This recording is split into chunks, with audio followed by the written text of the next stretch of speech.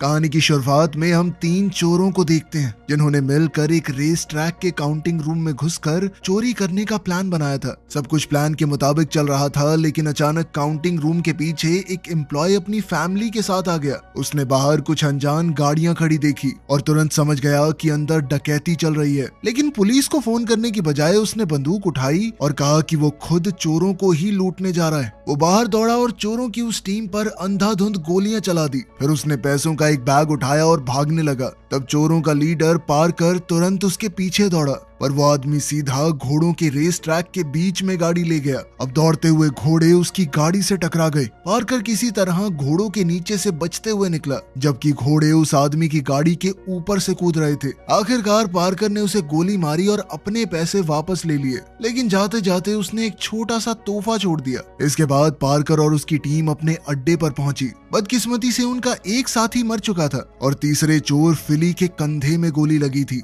अब वो जल्दी से उसका इलाज करने में लग गए। तभी उनकी ड्राइवर जेन वहीं पर अपने कपड़े बदलने लगी और पार्कर उसे ध्यान से देख रहा था। तभी अचानक जेन ने बंदूक निकाली और सब पर गोली चला दी। एक एक करके उसने पार्कर की पूरी टीम को मार दिया। पार्कर भागने की कोशिश कर रहा था, लेकिन उसे भी गोली लग गई और वो नदी में गिर गया। कुछ देर बाद जब पार्कर की आंख खुली तो वो एक मोटेल में था। उठते ही सबसे पहले उसने कहा कि मैंने रूम 12 मांगा था, लेकिन मोटेल की मालकिन ने बताया कि रूम 12 किसी ने पहले ही ले लिया था। तब पार्कर ने गुस्से में रूम 12 में जो लोग थे उन्हें बाहर निकाल दिया। वहां दीवार तोड़कर उसने अपना कुछ सामान निकाला। वहां से पार्कर सीधा फिली के घर गया। फिली की पत्नी ग्रेस ने उससे अपने पति के बारे में पूछा, मगर जब पार्कर ने कोई जवाब नहीं दिया तो वो समझ गई। पार्कर ने उसे जेन के धोखे के बारे में सब कुछ बताया। इस पर ग्रेस ने कहा कि फिली तुम्हारी बहुत इज्जत करता था, उसे लगता था तुम खास हो, तुम्हारे रहते कुछ गलत नहीं होगा। अब पार्कर ने ग्रेस से जेन को ढूंढने में मदद मांगी। उसने वादा किया कि फिली के हिस्से के सारे पैसे तुम्हारे होंगे। ग्रेस को पैसों में अब बहुत ज्यादा दिलचस्पी नहीं थी, लेकिन फिर भी ग्रेस ने पार्कर को रेजी रायली नाम के एक आदमी का एड्रेस दिया और कहा कि ये तुम्हारी मदद कर सकता है, लेकिन इसके बदले में जेन को मार देना। बाद में पार्कर ने अपने एक साथी एलन को फोन किया और रेजी को ढूंढने में मदद मांगी। जल्द ही पार्कर ने रेजी को ढूंढ लिया। रेजी ने पूछा कि मेरा ड्राइवर जिमी कहाँ है, तो पार्कर ने शांत रहकर कहा कि वो सो रहा है अभी। पार्कर ने बिना वक्त गवाए जेन के बारे में पूछा और कहा कि तुमने ही उसे फिली से मिलवाया था ना। इस पर रेजी ने बताया कि जेन के साथ मैंने सिर्फ 2 बार काम किया है। वो पहले साउथ अमेरिका के किसी राजा की फौज में काम करती थी। रेजी ने बताया कि मेरी थोड़ी देर पहले उससे बात हुई है। तभी पार्कर ने धीरे से कहा कि कोई हमारा पीछा कर रहा है। जेन ने शायद रेजी को मारने के लिए अपने आदमी भेजे थे। अब डर के मारे रेजी ने पार्कर को जेन का एड्रेस दे दिया, पर तभी अचानक एक दूसरी गाड़ी उनकी गाड़ी से टकरा गई। उसी पल जेन के आदमी पार्कर की गाड़ी की तरफ बढ़ने लगे। तब पार्कर ने भी तुरंत पलटकर हमला किया। इस गोलीबारी में रेजी मारा गया, लेकिन फिर गाड़ी के ट्रंक से रेजी का ड्राइवर बाहर निकला और हमलावरों पर गोलियां चलाने लगा, मगर जल्द ही उन्होंने उसे भी मार दिया। इसके बाद पार्कर ने एक गुंडे के पैर में गोली मारकर उसे जिंदा पकड़ लिया।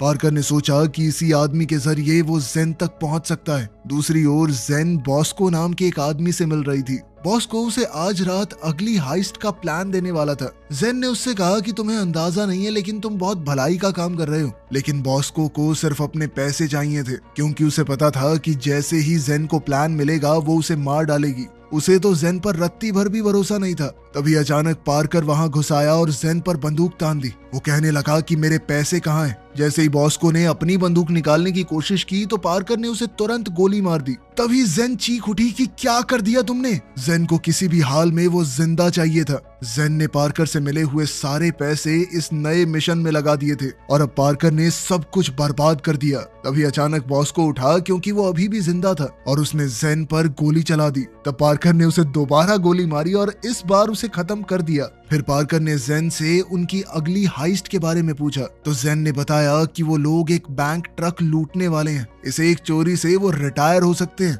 वो $4 मिलियन चुराने वाले थे, लेकिन सारे रूट और कोड बॉस्को के पास थे। इस पर पार्कर ने कहा कि बहुत अच्छी कहानी है, सच बोल वरना भेजा उड़ा दूंगा तेरा। जेन ने अब अपना असली प्लान बताया। वो लोग एक पूरे देश को लूटने वाले थे। उसने बताया कि 4 महीने पहले उसके देश में एक लूटा हुआ खजाना मिला था। 15वीं सदी का एक जहाज जिसका नाम था लेडी ऑफ आर्ट। उसकी कीमत इतनी है कि रोज 1 करोड़ भी खर्च करोगे ना कई साल लगेंगे। लेकिन वहाँ का करप्ट प्रेसिडेंट इग्नासियो डे पास उसे गरीबी खत्म करने के लिए नहीं बल्कि सिर्फ अपने लिए चाहता है। वो उसे यूनाइटेड नेशंस में दिखावे के तौर पर डिस्प्ले करने वाले हैं और फिर बड़ी चालाकी से वो उसे चोरी करवाने का नाटक करेगा ताकि किसी को उस पर शक भी ना हो और वो पूरा खजाना अपने पास रख सके। लेकिन जेन का प्लान था कि वो खजाने को पहले ही चुरा लेगी, लेकिन प्रेसिडेंट ने उस खजाने को चुराने का काम एक बहुत खतरनाक ऑर्गेनाइजेशन को दिया था। उनका नाम है आउटफिट। पार्कर की उनसे कुछ खास बनती नहीं थी।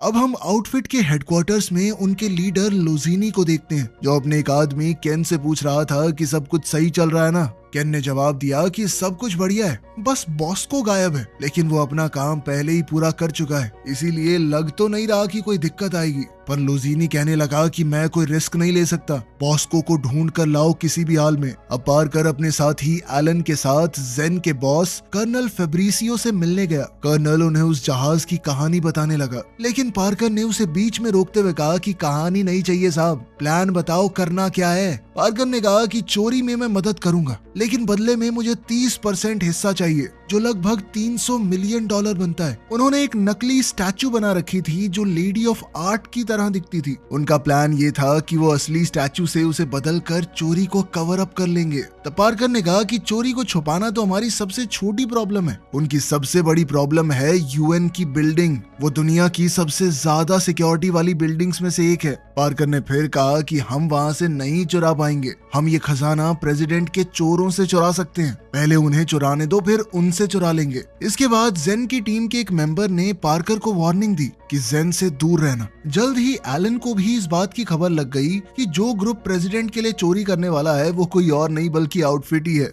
एलन ने गुस्से में पार्कर से कहा कि तू पागल हो गया है क्या? हमने डील की थी उनके साथ कि न्यूयॉर्क नहीं जाएंगे और अब तो वो लोग न्यूयॉर्क में एंट्री कर चुके हैं। पार्कर ने हल्का सा मुस्कुराकर कहा कि रिलैक्स कर भाई, तुझे पता तो है मैं हमेशा बच के निकल जाता हूँ, चाहे कुछ भी हो। एलन भी कहीं ना कहीं ये बात समझ रहा था कि $300 मिलियन का आंकड़ा इतना बड़ा है कि रिस्क लेना तो बनता है। फिर उस शाम पार्कर एक क्लब में पहुंचा। वहीं एलन दूर से केन पर नजर रखे हुए था। असल में पार्कर और जेन यहाँ बॉस्को के बॉयफ्रेंड से मिलने आए थे। जेन ने धीरे से कहा कि मुझे अकेले उससे बात करनी चाहिए, मैं पहले भी मिल चुकी हूँ उससे। लेकिन पार्कर को जेन के ऊपर बिल्कुल भी भरोसा नहीं था। वो पहले ही उसे धोखा दे चुकी थी, उसकी पूरी क्रू को मार चुकी थी। खैर जब जेन उस आदमी से बात करने लगी तो पार्कर ने सीधा मुद्दे पर आते हुए कहा कि बॉस्को मर चुका है। ये सुनते ही निक पूरी तरह टूट गया, वो रोने लगा। उन्होंने उससे पूछा कि बॉस्को के प्लान डॉक्यूमेंट्स कहाँ पर हैं। बिल्कुल उसी वक्त केन के आदमी भी क्लब के बाहर आ गए और उन्होंने गोलियां चलानी शुरू कर दी। उन्होंने निक को पकड़कर मारा और पूछा कि बॉस्को कहाँ है, पर तभी अचानक निक को हार्ट अटैक आ गया।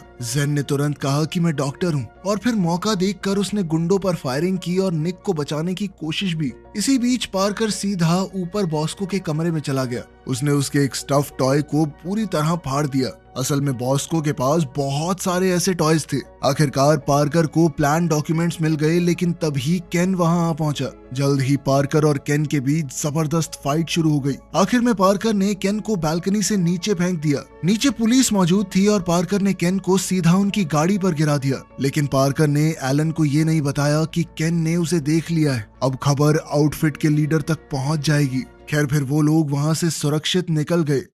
दूसरी तरफ केन की हड्डियां टूट चुकी थी। लोजीनी ने उससे पूछा कि हुआ क्या। इस पर केन ने बताया कि हमें बॉस्को तो नहीं मिला, लेकिन पार्कर वहीं पर था। लोजीनी ने गुस्से में कहा कि मुझे उसका नाम सुनते ही बीच में आ जाना चाहिए था। इसके बाद हम पार्कर के कुछ दोस्तों को देखते हैं। वो सब भी पार्कर के प्लान का हिस्सा बनने वाले थे। पार्कर ने समझाया कि 24 घंटे के अंदर अंदर आउटफिट खजाने को चुरा लेगा। पता नहीं वो कैसे करेंगे, लेकिन उन्हें इतना जरूर पता है कि यूएन बिल्डिंग के नीचे से एक खुफिया ट्रेन का रास्ता जाता है। वो खजाना वहीं से लेकर जाएंगे। ये ट्रेन ऑटोमेटिक है, इसमें आमतौर पर बिल्डिंग का कचरा निकाला जाता है, लेकिन कल ये किसी भी स्टेशन पर रुकने नहीं वाली। ये सीधा फाइनल डंप तक जाएगी और वहीं पर पार्कर और उसके साथियों ने एंट्री लेने का प्लान बनाया। इसके लिए उन्हें कंट्रोल रूम में घुसकर ट्रेन का कंट्रोल अपने हाथ में लेना होगा और फिर वो उसकी स्पीड को बढ़ा देंगे। पार्कर ने ब्रेंडा और एड को कंट्रोल सेंटर का मैनुअल दिया और उसे बिल्कुल ध्यान से पढ़ने को कहा।